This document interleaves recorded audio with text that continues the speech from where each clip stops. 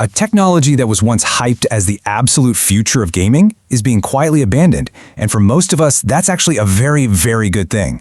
It all starts with a pretty surprising admission from one of the biggest names in hardware. This isn't just some casual comment from AMD. This is them admitting a fundamental truth. We've basically hit a performance wall. The days of getting massive, mind-blowing leaps in power with every new graphics card, well, those days are over, and that changes everything. So, how did we get here? And what does it all mean for the games you're actually going to play? Let's break this whole story down piece by piece. For years, decades really, the deal was simple. You bought a new graphics card and you got a huge boost in raw horsepower. Simple. But that era of just exponential growth, it's pretty much ground to a halt. You know, the source material for this uses a fantastic Vietnamese saying, "Bing me ru cu." It literally means new bottle, old wine. And honestly, that perfectly captures what new GPUs have become. It's a shiny new package, but inside, it's more of a small refinement than a revolution. And this really shows you what that looks like.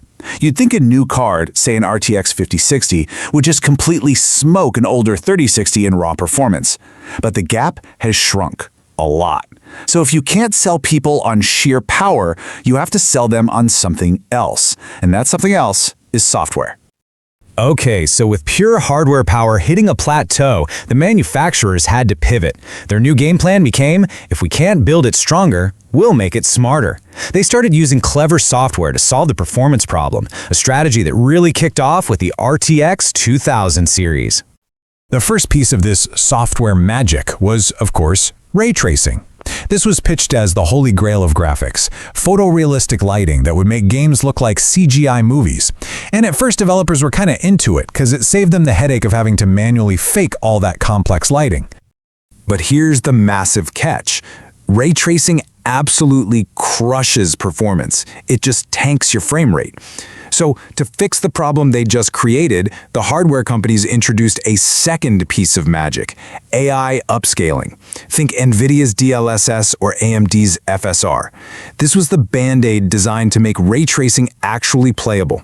So the hardware companies had their two-part plan all set. Sell us shiny ray tracing, then sell us the upscaling software to fix the performance. But game developers, well, they started looking at the real-world numbers and realized this whole plan had a huge, fatal flaw.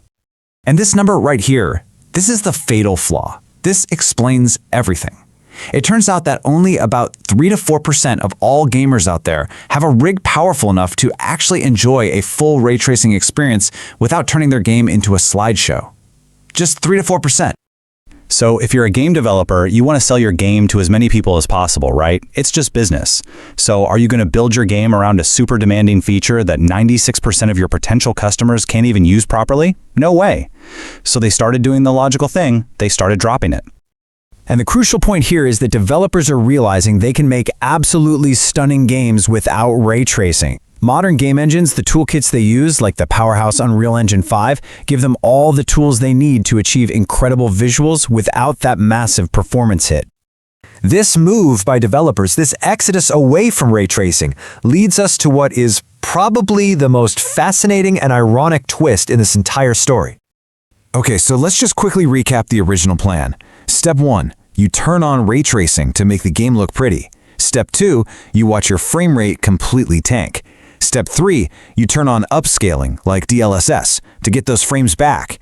Upscaling was purely a support feature, a fix. But in this wild role reversal, the sidekick has become the hero. Developers are ditching ray tracing, but pretty much everyone, gamers, developers, and even the hardware companies, has fully embraced upscaling as the main event. The tech created just to fix ray tracing has become way more important than ray tracing itself. So now we've got this great divide. The hardware makers are still pushing their AI and software solutions, while game developers are focused on making games that run well for everybody. So what does this actually mean for you, the player? Well, it means that games do not need ray tracing to be beautiful, plain and simple. I mean, just look at a developer like Rockstar. Red Dead Redemption 2 is still, to this day, one of the most gorgeous games ever made, and it got there through pure artistry and amazing optimization, not some hardware gimmick. You can bet GTA 6 is going to follow that exact same philosophy. Of course, the hardware companies aren't just going to abandon ray tracing. They've invested too much, and it's still useful for professional work. But for gaming, the focus is absolutely shifting. NVIDIA is going to lean hard into its AI features, while AMD and the consoles will rely on upscaling just to keep games playable as hardware progress slows down. Ultimately, this whole saga proves a really simple truth that most of us gamers already knew. We care way more about a smooth, high frame rate experience than we do about slightly more accurate reflections that cut our FPS in half. At the end of the day, gameplay is king.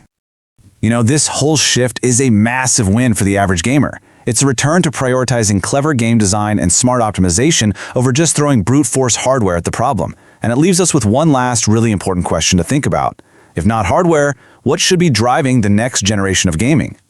If you enjoy this video, please like, share, subscribe and hit the bell to the later update from my channel. Thank you for watching till the end and see you in the next video.